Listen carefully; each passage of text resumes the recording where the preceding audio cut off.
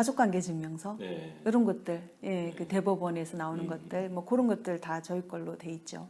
그러니까 공공에 많이 들어가 있죠. 예, 많이 들어가 있는데 그렇다고 해서 그런 건 아니고요.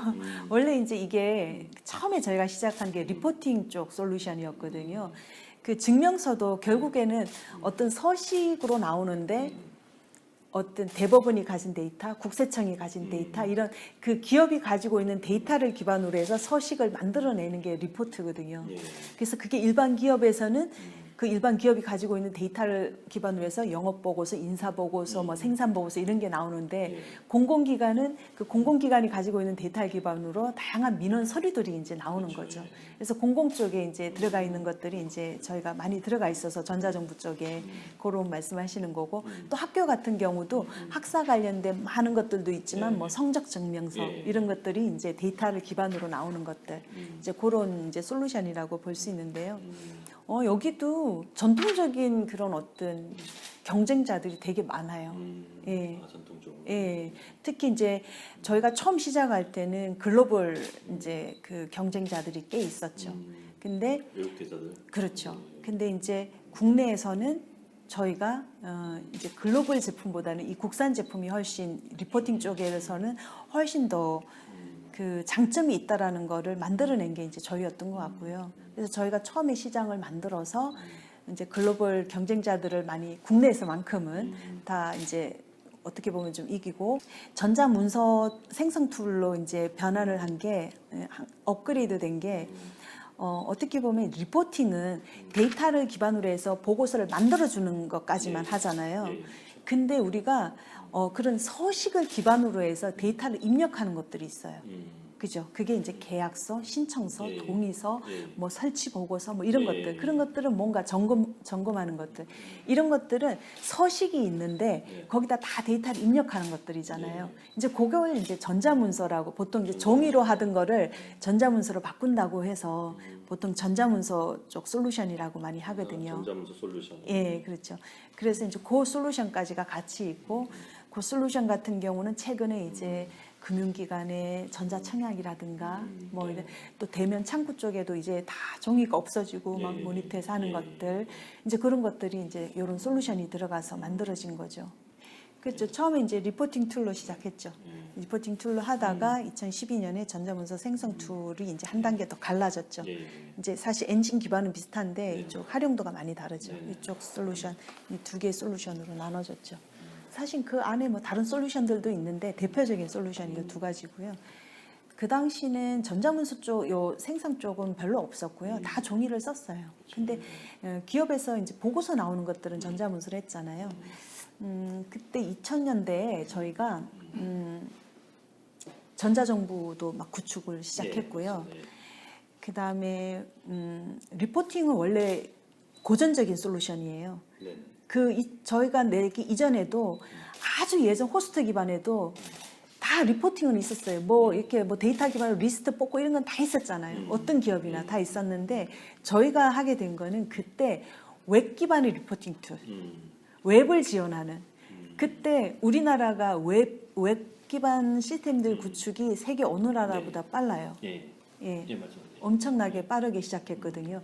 그때 전자정부 구축하고 또 은행의 금융기관에서는 인터넷 뱅킹이라든가 이런 인터넷 기반의 어떤 서비스들 나오고, 그 다음에 또 대기업들에서도 뭐 ERP라든가 SCM 이런 것들을 다 웹 기반으로 바꾸는 작업들을 시작했어요. 그래서 저희가 웹 기반 리포팅 툴을 만들었죠. 초기 개발은 제가 이제 팀을 맡았죠. 개발 이제 스펙 잡고 저 이제 그때는 병특들 뽑아가지고 몇 명 이렇게 꾸려가지고 한 서너 명 이렇게 처음에 꾸려서 개발을 시작했죠.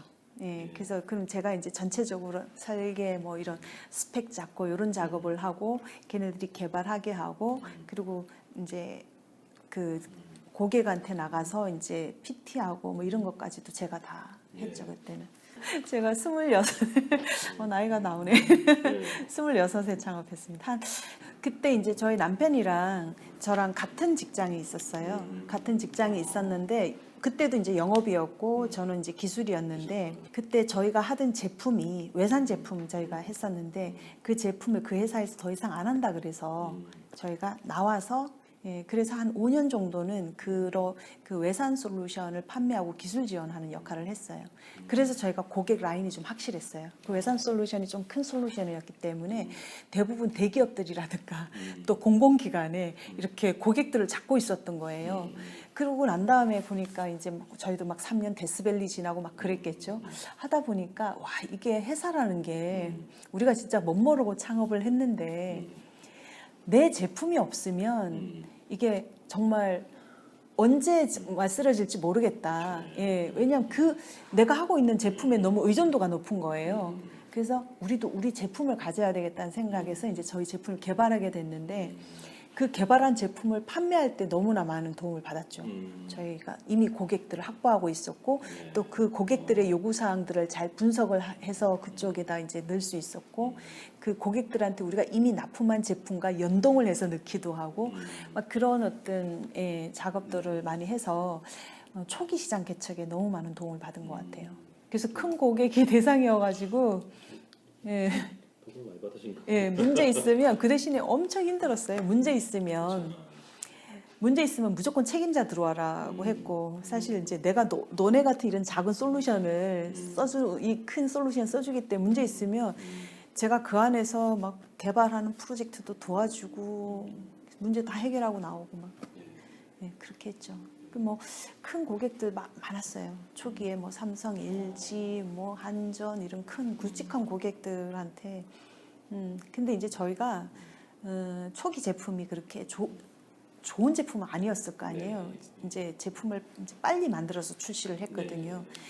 그런 다음에 고객들한테 그 어떤 업그레이드하는 거, 고객 사이트에서 업그레이드하는 거는 정말 빠르게 진행을 했어요. 그러니까 이제 제가 직접 하니까 제가 사이트 직접 나가서 지원하면서 전화해가지고 바로바로 업그레이드하고 업데이트하고 이렇게 했기 때문에 그 시간을 엄청나게 많이 단축을 시켰죠.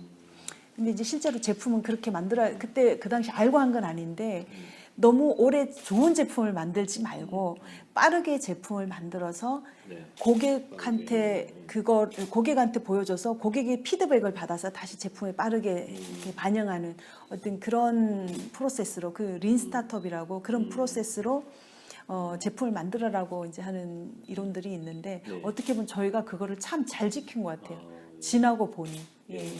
그래서 제품을 한 2년 안에 상당히 많이 버전업을 해놨어요. 코스닥 등록은 저희가 2015년에 이제 그건 사실 이제 초기에 저희가 그래도 잘 시장에 진입한 거라고 볼 수가 있고요. 그렇게 잘 진입을 했는데도 불구하고 사실 저희가 2002년에 한번 상장했었어요. 2002년이요? 왜냐하면 그 오즈 개발해서 그 제품이 시장에 잘 적응하면서 그 당시 국산 솔루션이 별로 없었잖아요. 그거를 많이 인정받았어요. 그리고 그때 IT 약간 버블이 있었어요. 상장하는데 그렇죠. 그때 있었죠. 묻지마 투자했잖아요. 맞아요. 그래서 사실 저희 회사가 그렇게 안정적이지 않은 상태에서 상장을 한 거죠. 그때 이제 외환은행에서 투자를 받고, 그러니까 그 IT 버블의 막차를 저희가 탔어요. 힘들었어요. 근데 그 상태에서 외산 제품 판매하던 게 뚝 떨어졌어요. 이 제품이 시장에서 죽은 거죠, 어느 정도. 그러니까 저희가 사실은 저희 자사 제품으로 안 갈아탔으면 저희 회사 망했겠죠. 그래도 그나마 정말 잘한 의사결정이었는데 저희 자사 제품을 만들어서 한 건 의사결정이긴 하지만 어쨌든 이 외산 제품이 50%를 갖고 있던 매출이 상장하고 나서 뚝 떨어졌으니 엄청나게 힘든 거예요. 상장을 했는데 뭐 매출이 50억 이렇게밖에 안 되고 근데 여기서 이제 근데 그래도 어쨌든 시장에서는 저희가 1위 제품이었으니까 잘 많이 팔렸고 잘 팔 수 있을 거라 생각하는데 이게 매년 파는데 매출이 똑같은 거예요. 매년 더 많이 파는데 가격 경쟁이 엄청 세진 거죠. 이제 저희가 이렇게 쭉 나가니까 다른 국산 제품들이 우후죽순으로 나오면서 경쟁이 세져서 저희가 매번 제일 많이 팔아도 매출은 뭐 비슷한 거죠. 늘지도 않고. 그래서 그때 너무 힘들었어요. 그게 한 6년, 7년 동안 엄청 힘들었어요. 어떤 그런 위기도 겪으셨나요? 네, 그렇죠. 그래서 뭐 매일 뭐 1억 흑자, 1억 적자 막 그런. 그래서 이게 막 매번 늘어날 것 같은데 안 늘어나고 늘어날 것 같은데 안 늘어나고 위기가 엄청 많았죠 그때. 그리고 뭐 코스닥에서 퇴출되겠다 이렇게 하다가는 뭐 그런 위기도 많았고. 근데 결국 저희가 그럼 퇴출되셨다가 다 들어오신 거예요? 그건 아닌데 그래서 그 한 7, 8년을 견디다가 2008년 M&A를 했어요. 2002년 M&A를 했는데 거기가 이제 IT도 있고 또 새로운 신사업도 있고 해서 저희가 M&A를 해서 그 걔네 IT가 한 500억은 했거든요. 그래서 우리 이 제품을 같이 키우자 이제 그렇게 해서 했는데 얘네들이 IT를 별로 신경 안 쓰고 신사업만 너무 신경 쓰는 거예요. 그리고 너무 이제 저희 회사랑 경영 방침이 좀 달라요. 예. 그래서 고민하다가 1년 만에 저희가 빠져나왔어요. 다 저희 제품이랑 다 저희가 직원들 다 사가지고 다시 빠져나왔는데 그때 이제 최고로 힘들었을 때죠. 고비. 근데 2008년도, 2009년도에 근데 저희가 2006년도부터 그래도 내부적인 아까 그 문제점을 저희 내부에 찾으면서 계속해서 노력했던 것들이 있는데 그게 우연찮게도 빠져나오고 2009년, 2010년도에 되게 회사가 이제 매출 구조가 좋아졌어요. 예, 이게 IT 제품들은 환경이 계속 바뀌잖아요. 네, 그렇죠. 환경이 계속 바뀌는데 그 바뀌는 환경에 적응을 못하는 회사는 그냥 망해요. 근데 그 환경을 미리 준비했던 회사는 이제 그때 매출이 좀 올라가거든요. 저희가 그때 올라갔어요. 그래서 그때 웹 접근성 사업이라고 엄청 많이 했잖아요. 그래서 저희가 그걸 좀 준비하고 있었거든요. 그래서 쭉 하면서 매출이 좀 올라가면서 그리고 저희가 하도 이게 원가 관리가 안 되고 그래서 시스템 관리를 도입을 했어요. 2006년도, 2007년도에. 근데 그게 초기에는 되게 말이 많았어요. 막 직원들도 힘들다고 말이 많았는데 2008년, 9년 되니까 그것도 정말 많은 효과를 봤어요. 이제 원가가 이제 비용이 막 줄기 시작하고 매출은 높아지는데 비용 주니까 정말 이 영업이익이 갑자기 이렇게 쫙 생기는 거죠. 그때가 2010년 정도 되니까 회사 모양새가 되게 좋아졌죠. 그래서 그러다가 이제 2012년도 뭐 13년도 되니까 이제 자꾸 투자하겠다고 와서 저희는 그 상장은 우리 힘들 거다 이렇게 생각했는데 한 2013년도 14년도 되니까 가능하지 않을까 이런 생각이 들어서 그래서 이제 2014년도에 제가 여성벤처 수석부회장 하면서 그 정권거래소 쪽이랑도 이렇게 미팅하고 그러잖아요. 그 하면서 보니까 가능하겠다. 그래서 한 게 이제 2014년에 준비해서 2015년 상장을 하게 됐죠. 근데 이제 저희가 특성상 이게 매출이 그렇게 많이 오르지는 않아요. 그 약간 IT가 SI가 있고 패키지가 있는데 이 SI 사업은 매출은 좀 높아질 수 있는데 이익이 좀 떨어지고요. 저희는 이제 가능한 SI보다는 패키지 사업을 많이 하고 있어요. 근데 패키지 사업은 그 대신에 매출이 크진 않아요. 왜냐하면 뭐 저희 아무리 큰 프로젝트에도 저희는 나가면 뭐 몇 천만 원 이렇게밖에 못 받으니까. 근데 그 대신에 이제 수익률이 좀 안정적으로 가는 부분이 있고 그 대신에 저희는 그러면은 어떻게 해야 되냐면 시장을 키워야 되니까 해외 시장을 나가야 돼요. 저희는 이제 해외를 나가야 되는 거죠. 국내는 시장이 한계가 있으니까. 그래서 지금 이제 저희가 글로벌 시장 하려고 엄청 노력하고 있죠. 그럼 지금은 어쨌든 해외 시장 진출이 그렇죠. 이슈시겠네요. 지금 그렇죠. TCS 같은 경우. 예, 해외 진출 이슈고 이제 패키지 모델에서 저희가 하나 더 확장한 게 그 서비스 모델로 확장했어요. 그래서 요즘에 많이 얘기하는 뭐 클라우드 서비스라고 있죠. 이제 그거를 이제 저희 같은 소프트웨어는 SaaS라고 하는데요. 소프트웨어 에즈 서비스 해가지고 그 SaaS 서비스로 저희가 비즈니스를 좀 모델을 확장을 하고 있어요. 예, 그래서 이제 그게 두 개가 다 잘 돼야 됩니다. 서비스 모델도 성공을 해야 되고 글로벌 진출도 성공해야 되고 그래야 이 기업이라는 게 국내에 머물러 있으면 한계가 있는 것 같아요. 그래서 글로벌, 그렇죠. 그래서 글로벌로 특히 IT 기업, 저희가 소프트웨어 기업이기 때문에 글로벌로 조금 그나마 안정적인 그 매출만 저희가 확보해 놓으면 그 다음에는 이제 정말 누가 와도 이 회사를 키울 수 있는 어떤 그런 조건이 되는 거죠. 인재 확보가 어렵죠. 사실 특히 중소기업은 많이 어려워서 그러니까 이제 근데 뭐 사실 저희 같은 회사가 최고의 인재들을 구하기는 힘들어요. 근데 이제 어떤 어느 정도의 레벨의 사람들을 잘 뽑아서 그것도 쉽지 않은 거죠. 요즘에 또 사람이 많이 부족하기 때문에 뽑아서 잘 관리해서 이제 역할을 할 수 있게 만드는 거. 그래서 이제 사실 중소기업에서 제일 힘든 부분이 조직 관리 안에서도 인사 관리죠. 예, 그게 쉽지 않죠. 급여라든가 이런 부분에서 여러 가지 차이가 나서 그런 부분에서 어떻게 하면 직원들을 좀 더 잘 관리를 할 건지 또 뭐 복지라든가 뭐 이런 것들 전반적으로 좀 신경을 써야 되는 부분들이 꽤 있고 예, 조직의 어떤 그 세분화도 좀 많이 전문화시키는 부분이 있어요. 저희는 이제 예를 들어서 그 중소기업 같은 게 연구소 인력들이 연구하면서 밖에 나가서 일하고 막 이런 것들을 많이 하거든요. 저희는 연구소 R&D는 R&D, 그다음에 밖에 나가서 컨설팅하는 팀은 또 컨설팅하는 팀, 또 그 안에서도 또 영업이 수주되기 전에 지원하는 기술팀, 프리세일 팀, 그다음에 기술 지원팀, 그다음에 또 해외를 지원하는 해외 지원팀을 다 이제 세분화해서 나눠서 미션이 명확한. 예, 그래서 좀 더 전문화해서 자기 역할을 잘 할 수 있도록 하는 이제 그런 부분들 많이 신경 쓰고 있고요. 글쎄 뭐 많이 나와 있으니까 이제 그냥 그런 말 말고 제가 생각하는 걸로 하면 일단 저희 회사 이름을 제가 지었는데요. 처음 시작할 때 그때 제가 생각했던 게 저희 회사 이름이 포 클라이언트 석세스의 약자예요. 그래서 포CS예요. 제가 그때 어린 마음에도 제가 고객들 기술 지원을 했었거든요. 근데 고객이 만족해야지 이 회사가 성공할 수 있을 거라는 생각을 많이 했어요. 결국은 고객을 성공으로 이끄는 제품을 만들어야 우리 회사가 성공할 수 있다. 이제 그 부분이 이제 가장 첫 번째 저희 회사의 가치관이고요.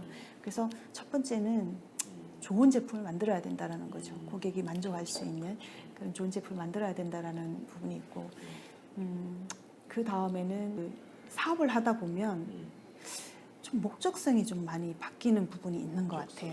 예, 사실은 왜 이 사업을 하는지. 예, 그거 특히 어느 순간에 보면 단순히 돈을 벌기 위해서 그러면 사업 방향성은 정말 어디로 튈지 모르는 거죠. 그렇지 않아요?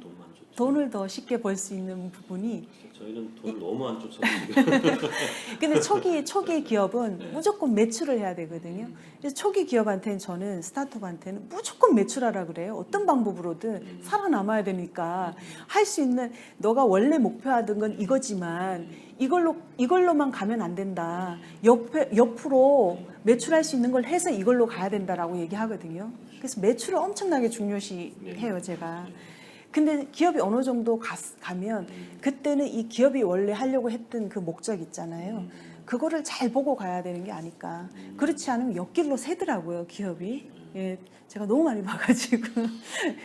그래서 그 순간이 되면 내가 단순히 돈을 벌기 위해서 이 기업을 하는 게 아니라 내가 만든, 예를 들어서 저희가 만든 제품이 글로벌 고객들한테도 만족할 수 있는 그런 제품을 만들기 위해서 이런 어떤 페이퍼리스 시스템 구축하는 쪽에서는 우리 제품이 가장 선도적인 제품이 되기 위한 어떤 그런 목적성, 그 목적성에 맞는 계획을 세우고 일을 해야 된다라는 부분. 이제 그거를 다른 유혹에 안 빠질 수 있는 네, 그런 부분이 있고요.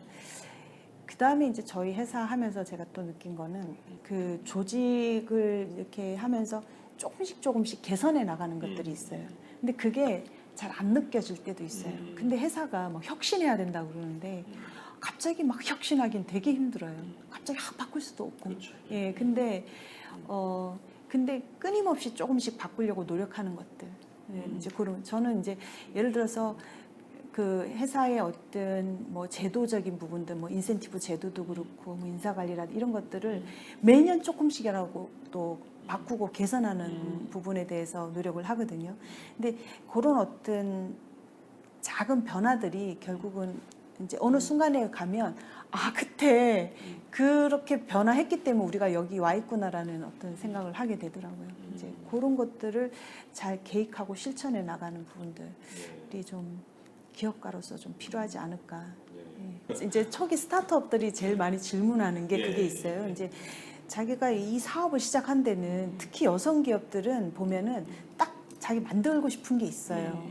근데 그걸 해 나가기 위해서는 자금도 막 이렇게 부족한 거죠. 근데 그게 투자라든가 이런 것들이 되려면은 약간은 구체적인 뭔가가 있어야지 또 투자가 되잖아요. 근데 이 기업이 살아야 되는데, 근데 이제 자기가 좀 다른 걸 해서 돈을 벌 수 있는 방법이 있는데 이걸 안 하는 거죠. 사실은. 근데 이걸 하면 이걸 늦게 간다라는 거예요. 이걸 빨리 가려면 여기에만 집중해야 되는데, 근데 저는 같이 하라고 그러거든요. 예.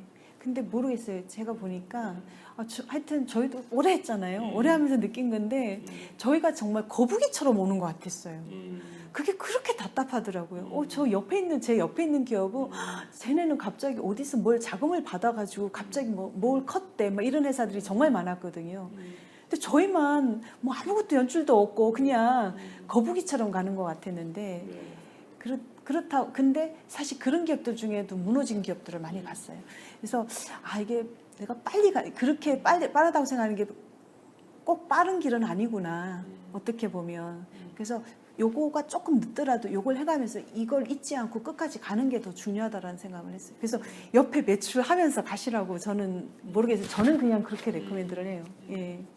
여성 CEO들이 좀 갖춰야 할 어떤 덕목이랄까, 리더십 덕목이랄까 이런 거 좀 몇 가지만 말씀해 주신다면. 글쎄 사실 저도 좀 부족한 부분이 있는데요. 그래서 이제 저는 그런 부분을 조금 이제 약간 도전 정신이 조금 더 부족한 부분이 있어요. 너무 많이 체크를 하는 부분이 있는 거죠. 근데 저는 그게 우리 그 남편이랑 저랑 잘 맞았던 것 같아요. 우리 남편은 좀 더 저지르는 형이고요. 제가 좀 이렇게 체크하는 형이고. 근데 지나고 나면 제가 많이 체크했기 때문에 리스크를 많이 없앴던 부분이 있고요. 이 사람이 저질렀기 때문에 실행한 부분이 있더라고요. 그런 것들이 좀 잘 맞았던 것 같은데 이게 뭐 굳이 남성 여성의 그게 아니라고 하더라도 나랑 조금 다른 이제 임원들이나 이런 그런 부분을 같이 있으면 스텝이 있으면 좀 그런 부분을 하는데 서로 도움이 되지 않을까. 그래서 그런 파트너가 있는 게 참 좋은 것 같아요. 그게 임원이라도. 그러니까 제가 대표인데 여기 임원들도 있고요. 가끔씩은 제가 이제 뭐 예를 들어서 다이렉트로 팀장 레벨하고도 같이 일을 하거든요. 사실은 뭐 예를 들어 마케팅은 임원이 없고 거기 팀장 레벨인데. 근데 그 팀장들조차도 제가 부족한 면을 채워준다라는 거죠. 그러니까 서로 이제 그런 부분을 잘 하면 되게 많이 도움이 되지 않을까. 근데 너무 이제 어쨌든 사람은 다 장단점이 있으니까 내 혼자 모든 걸 하려고 하면 좀 힘이 드는 부분이 좀 있는 것 같아요. 반대로 회장님 개인적으로 봤을 때 같은 여성 기업가로서 이런 모습은 좀 그렇다 뭐 이런 거 없었나요? 여성 기업들이요? 그 노코멘트 해야 되는 거 아니에요? 대표님 말씀 안 했습니다. 그래요? 모르겠어요. 저는 그런 생각 많이 안 해서 그런가. 그냥 넓은 마음을 표현하시는. 그냥 모르겠어요. 근데 뭐 남자들도 많이 많던데 여자들이 좀 많아요. 뭐 당연히 뭐 남성시도 더 심하고요. 그죠? 그러니까 조금 키웠으면 좋겠어요, 규모를. 그러니까 왜냐하면 얘기하다 보면 이제 여성 기업들이 이런 게 있거든요. 왜 상장해야 돼요? 굳이? 예를 들어서 물론 남성 기업들도 그런 말 하시는 분들 많죠. 요즘에는 상장해서 또 이게 많은 어려움들이 있으니까 이제 그런 부분에서 조금 이게 기업은 키워야 되잖아요. 근데 예를 들어서 요 정도에서 안정돼 있을 때 여기에 머물려고 하면 안 된다라는 거죠. 그 부분은 좀 이제 그 부분 좀 바꿨으면 좋겠어요. 이렇게 좀 회사를 그래도 꾸준히 키워나가고 앞으로 크나가는 목표를 좀 세우는 부분. 사실 제가 이런 기업의 어떤 리더로서의 어떤 그런 게 저한테 잘 맞는지는 몰랐어요. 워낙 제가 막 학교 다닐 때 일단 좀 내성적이어가지고. 근데 어쨌든 어떤 누군가에 의해서든 또 이제 어쨌든 제가 이 자리를 하고 있잖아요. 근데 저는 그냥 좋은 기업가로서 남고 싶어요. 개인적인 꿈이 있다면. 그래서 글로벌도 그냥 어떻게 성공한 게 아니라 정말 우리가 어떤 노력을 해서 어떤 단계를 거쳐서 제대로 이렇게 한 어떤 그런 어떤 기업가로서의 어떤 그런 경험들을 잘 밟아 나갈 수 있는 그런 기업가이고 싶고 또 회사도 어떻게 보면 좀 더 직원들이 좀 이렇게 만족할 수 있는 그런 회사, 뭐 좀 소통할 수 있는 회사, 뭐 이런 회사를 만들어가는 그런 기업가로서 남고 싶은 그런 마음이었습니다. 예.